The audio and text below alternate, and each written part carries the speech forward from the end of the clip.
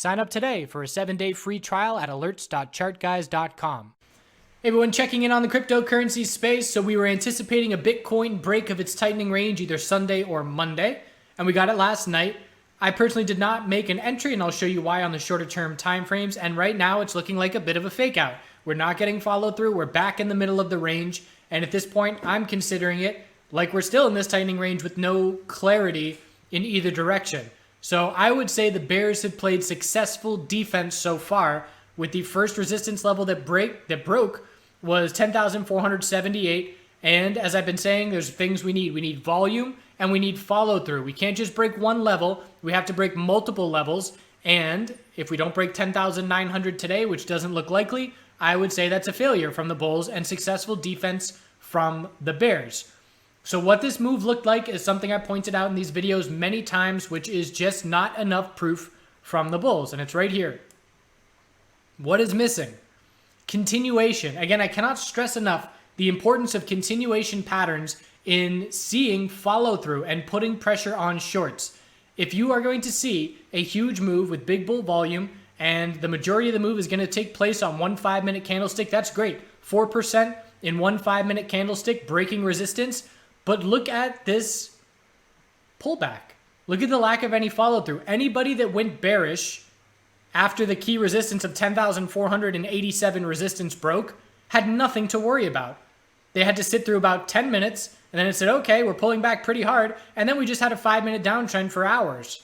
So if you do not even see a 5-minute bull flag, how can you put any kind of pressure? How can you expect shorts to cover if there's no follow through? You need 5-minute bull flags with higher lows and higher highs and follow through. You need hourly bull flags with continuation, and if you don't see that, it's not convincing in any way for bulls to buy or for bears to cover.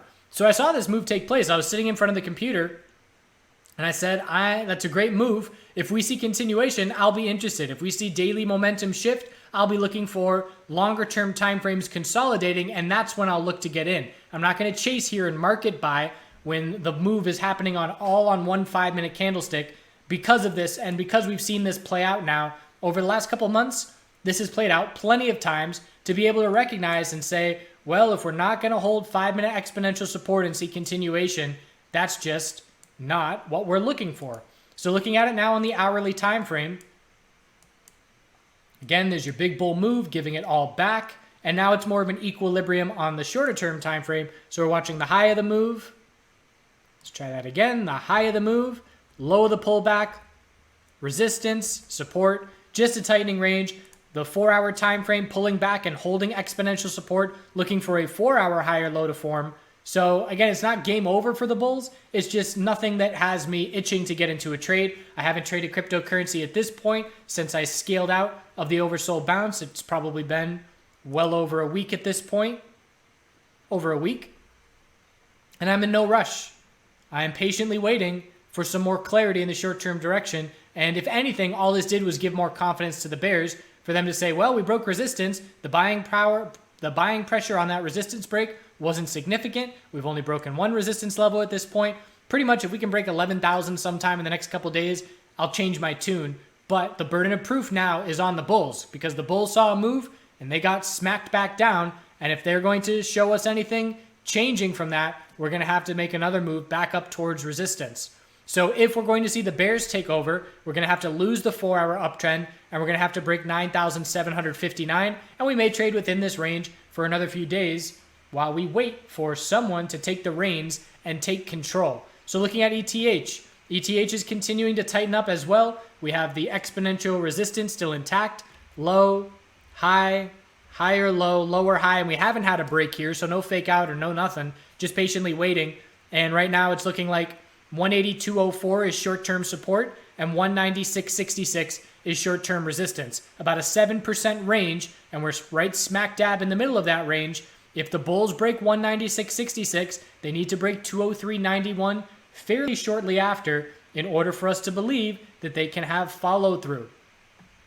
ETH, BTC, still weak. Again, it's the exact same pattern. We had a little daily higher low and higher high with zero follow-through.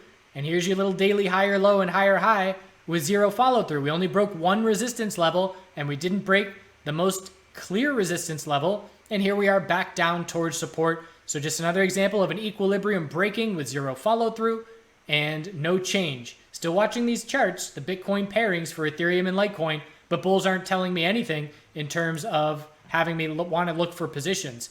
LTC has to see a break of 76.10 and then follow through of 79.06 to shift this momentum, building a nice base in the low $70 range. It is a potential bottom fishing play off of 70 psychological support. And the LTC BTC chart has to get over these daily exponential resistances, which have been rejecting the price for a month.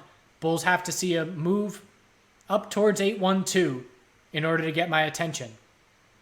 So still watching, but patient, because there's nothing screaming at me to get in a position.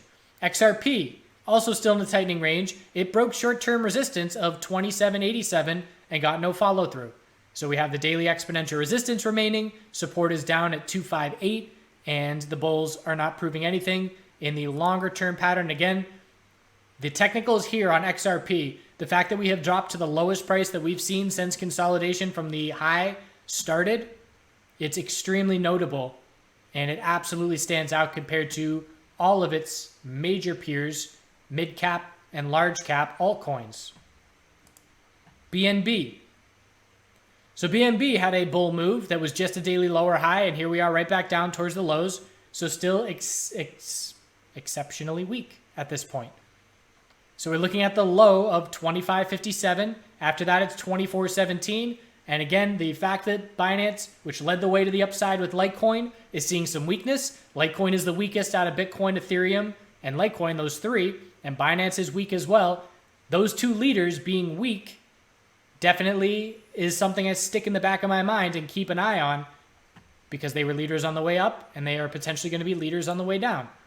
Link is just barely clinging on to support. 1956 on Binance here is the lowest price we've seen in a couple of months, and that level is being tested as we are seeing the bears continue to keep control here as well. So keeping an eye out, everybody's looking for alt season, and there's definitely some moves to be had there, but as far as looking for major shifts, we have to see these Bitcoin pairings change the daily trends, change the weekly trends. For our mid caps here, or our large caps, Litecoin and Ethereum, we're just not seeing it.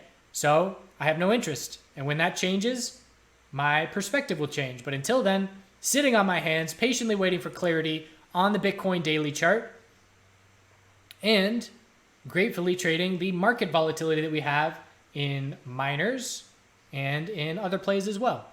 So we'll continue to keep covering this space. Disappointing day for the bulls with the lack of follow through. Bears still comfortable, and we'll see if there's any kind of pressure to make that change.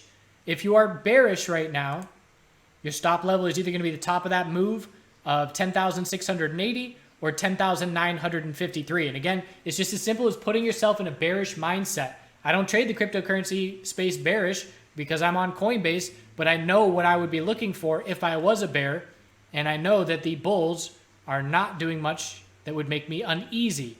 If we were to head back to the high of this move after a 4-hour high or low, that would start to make me uneasy and say, okay, well, the bulls do have some follow through and the bears knocked them back down, but they're resilient and they're back up at resistance again. That would start to make me think about covering. So we'll check back in tomorrow if anything develops. I hope you're well. We're not going to end it here with a video. Instead, I will link in the description of the video a little mini documentary on the chart guys that one of our members, Julian, has done, and he has his YouTube channel where he puts out some good crypto videos as well. So make sure and subscribe to his channel and click the link that is in the description, not the description, the top comment of this video.